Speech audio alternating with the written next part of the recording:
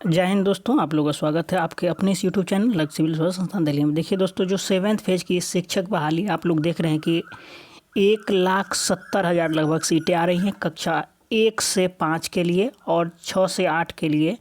जो भी मतलब पद नहीं है उसमें फिर 9, 10 और 11, 12 के लिए।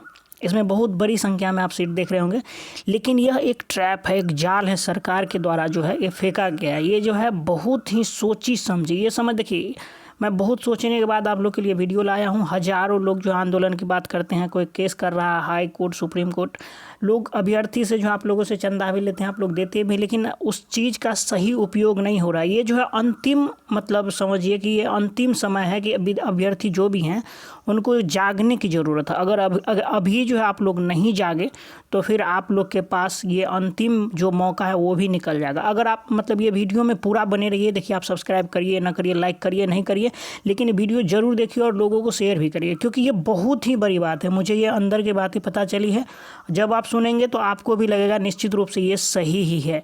ये जो है एक तरह से जाल फेंका गया है, मतलब जो भी अभ्यर्थी हैं उन पे, हमारे ऊपर, आपके ऊपर, और इसमें एक भी लोगों को नौकरी नहीं होने वाला है। यहाँ इसमें जब आप पॉइंट देखेंगे, जो मैं सेकेंड नंबर एक पॉइंट लिखा हूँ, ये यहाँ देखिए लिखा हुआ है सेकेंड नंबर में, लिख कर रख लो 1.70, मतलब 1,70,000 में से एक भी नए अभ्यर्थी को नौकरी नहीं होगा। जो पहले से नियोजित शिक्षक हैं उसी को नौकरी होगा। ये सिंपल बात नहीं है, या वैसे भी मैं नहीं लिख दिया हूँ, ये बिल्कुल ही सत्य है।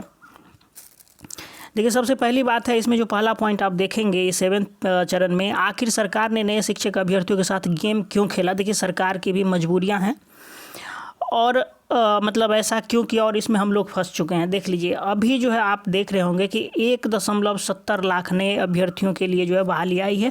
जो नियमावली आई, उसके बाद जो बीपीएससी के द्वारा जो सिलेबस दिया गया, या बीपीएससी के जो चेयरमैन हैं अतुल प्रसाद सर, उनके द्वारा भी प्रेस कॉन्फ्रेंस किया गया, और शिक्षा विभाग के द्वारा जो भी बात आई उसमें कहीं भी मतलब इस बात की चर्चा नहीं हुई कि जो नियोजित शिक्षक हैं उनके लिए ये ओपन कंपटीशन है 1,70,000 वैकेंसी। इसमें जो नियोजित शिक्षक है पहले से 2-4 साल, 5 साल या नए में 2022 में जो बहाली है, उनके लिए कुछ अलग प्रावधान होगा या नहीं।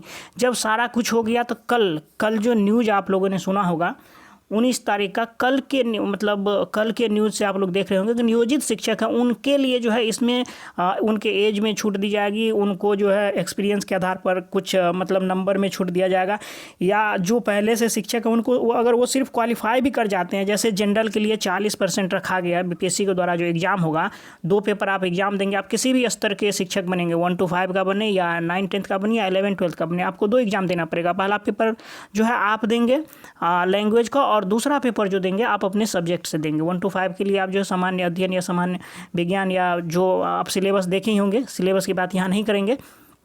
लेकिन देखिए, जो नियोजित शिक्षक है, ऐसे समझ लीजिए नियोजित शिक्षक को सिर्फ क्वालिफाई करना है। उसके लिए क्वालिफाइंग मार्क्स अगर मान के चलिए जो भी निर्धारित किया गया है, उस जैसे जनरल के लिए 40% है, ओबीसी के लिए वो मतलब जो है उसमें 36.5 मतलब 36.5%, ईबीसी के लिए जो है उससे थोड़ा कम है, और जैसे एससी एसटी ओबी मतलब पीडब्ल्यूडी और महिला कैंडिडेट के लिए जो है 32% है। अगर उतना भी जो पहले से शिक्षक है अगर उतना ही लाते हैं, देखिए अभी हमें 100% स्पष्ट नहीं किया गया शिक्षा विभाग, सरकार या बीपीएससी के द्वारा, लेकिन इस पर चर्चाएँ चल रही है। कल का जो पीडीएफ आया है बीपीएससी की तरफ से, कल जो नियमावली आई है उसमें आप देखे होंगे कि बीएड वाले भी 1 to 5 का फॉर्म भर सकते हैं, और उनके लिए जो है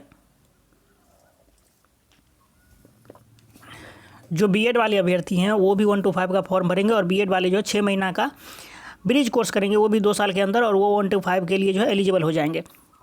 लेकिन ये सब समझिए एक जाल है जो सरकार के द्वारा फेंका गया है, और इसमें हम अभ्यर्थी फंसे हैं। कैसे फंसे हैं?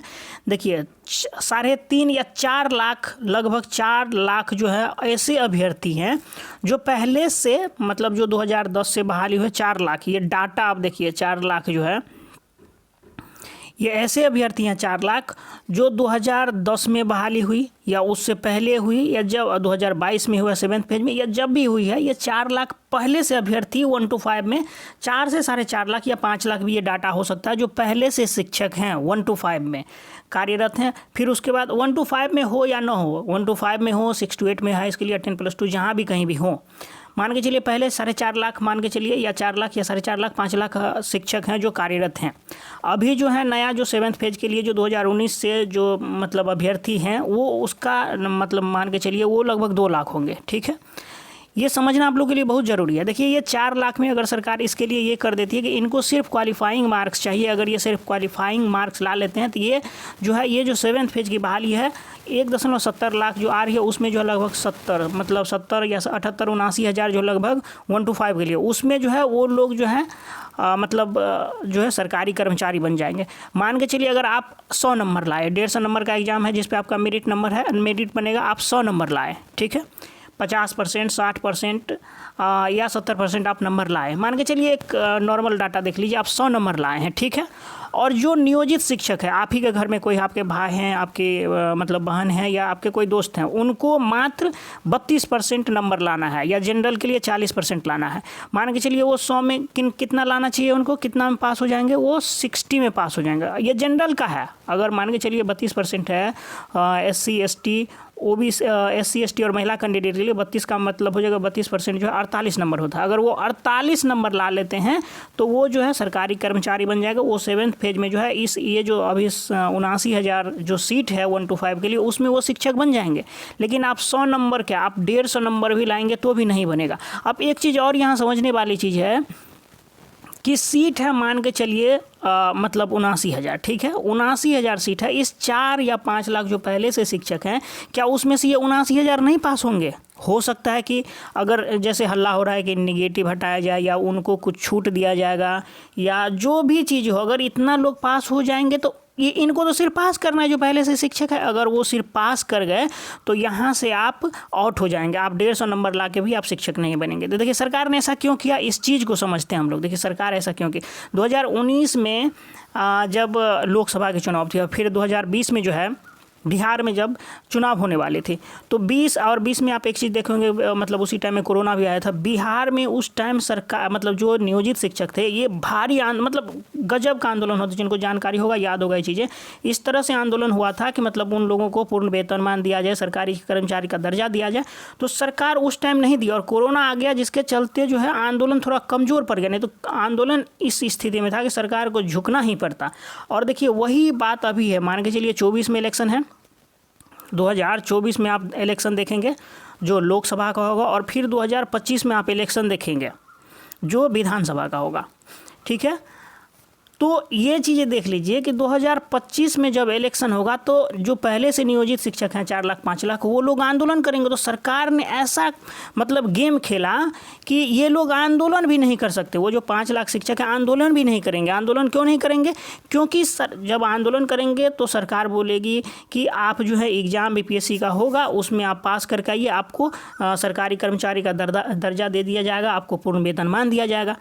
तो ये मतलब मान के चलिए आप पे ये यहाँ तो एक बैरियर लगा दिया गया है। और जो नए अभ्यर्थी अगर एग्ज़ाम होगा तो उसको छूट दे दिया जाएगा, तो नए अभ्यर्थी तो कहीं का नहीं रहे। जो 19 में आप लोग देखे होंगे, 2019 से जो आंदोलन हो रही थी, जो 7th फेज का बहाली आने वाला था, 7th फेज का जो मान के चलिए बहाली आता तो उसमें नए अभ्यर्थियों के लिए था। अगर उसमें 1 लाख सीटें आए, 2 लाख आए या 50,000 आए, जो भी सीटें आती वो नए अभ्यर्थियों के लिए होता, जो आज तक नियोजित हो गए उनके लिए नहीं था। लेकिन सरकार चाहती क्या है कि हमें नौकरी भी नहीं देना पड़े। कैसे नौकरी नहीं देंगे? अगर इसी में पुराने जो शिक्षक है 5 लाख उनको भी उलझा दें, और जो नए अभ्यर्थी 1.5 लाख 2 लाख पास हैं उनको भी उलझा दें, और पुराने जो हैं उनको थोड़ा छूट दे करके इसी में शामिल कर देंगे, और नए को भी इसमें शामिल कर देंगे, तो पुराने वाले तो इसमें आ जाएंगे जो मतलब पहले से शिक्षक हैं। और पहले वो क्योंकि उस मतलब कहीं भी मान के चलिए आप गधा भी हैं और घोड़ा एक साथ है, गधा घोड़ा के रेस में घोड़ा का टांग बांध दिया जाए तो स्वाभाविक है कि मतलब गधा ही जीतेगा। मैं पहले वाले शिक्षक को गधा नहीं बोल रहा हूँ। यहाँ समझने की ये चीज़ें हैं कि वो लोग कुछ भी करें लेकिन उनको नंबर कम लाना हो, उसको मान के चलिए नंबर कम लाना है, तो वो तो हमसे जो मतलब जो अभ्यर्थी हैं पुराने, वो जो है मतलब नियोजित शिक्षक है, वो नए अभ्यर्थियों से तो निश्चित रूप से आगे ही जाएंगे। तो इसीलिए इस चीज़ को समझिए, ट्रैप जो है सरकार ने ऐसा क्यों किया है। सरकार चाहती है कि मुझे लोगों को नौकरी भी ना देना पड़े, और जो मतलब नियोजित शिक्षक है वो आंदोलन भी ना करें। आंदोलन नहीं करेंगे तो सरकार का कहीं भी मतलब सरकार की बुराई नहीं होगी, और नियोजित शिक्षक खुश भी रहेंगे, और नए अभ्यर्थी भी खुश हो जाएंगे। क्यों खुश हो जाएंगे? क्योंकि उनको बहाली मिल गई।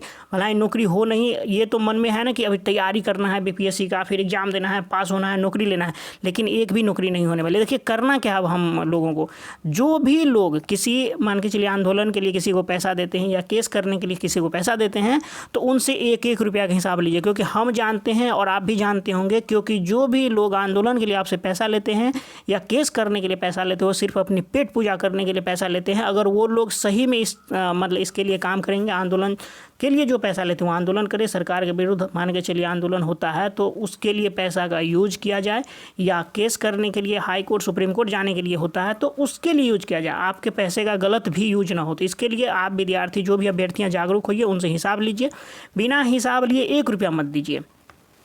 अगर आप लोग को ये बातें समझ में आ गई होगी तो मतलब आप लोगों से रिक्वेस्ट करते हैं इस वीडियो को अधिक से अधिक शेयर करिए, क्योंकि देखिए सरकार की ये मजबूरी है। सरकार मजबूर क्यों है? क्योंकि सरकार जानती है जब 24 में इलेक्शन होगा, 25 में इलेक्शन होगा तो लोग आंदोलन करेंगे ही, और इलेक्शन टाइम में सरकार जो है मजबूर हो जाती है, क्योंकि इलेक्शन है फिर चुनाव है, तो वहाँ तो कुछ ना कुछ उनको लॉलीपॉप देना ही पड़ेगा। तो लॉलीपॉप पहले से ही दे दिए हैं कि आंदोलन भी ना होगा। क्यों नहीं होगा आंदोलन? आप समझ गए बात को। तो इसीलिए रिक्वेस्ट है आपसे कि वीडियो को अधिक से अधिक शेयर करिए और सभी लोगों को जागरूक करिए कि अब करना क्या है। ये अंतिम समय है।